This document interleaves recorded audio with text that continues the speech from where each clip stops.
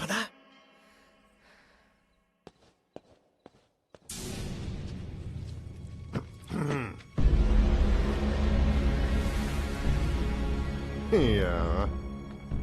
నా కంపెనీ సత్రం చేసి పడేశారు కదరా. కానివ్వండి కానివ్వండి.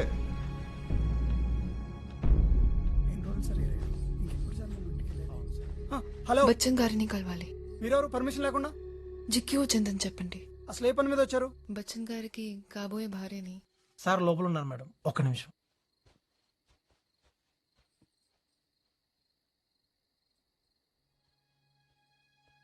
చికి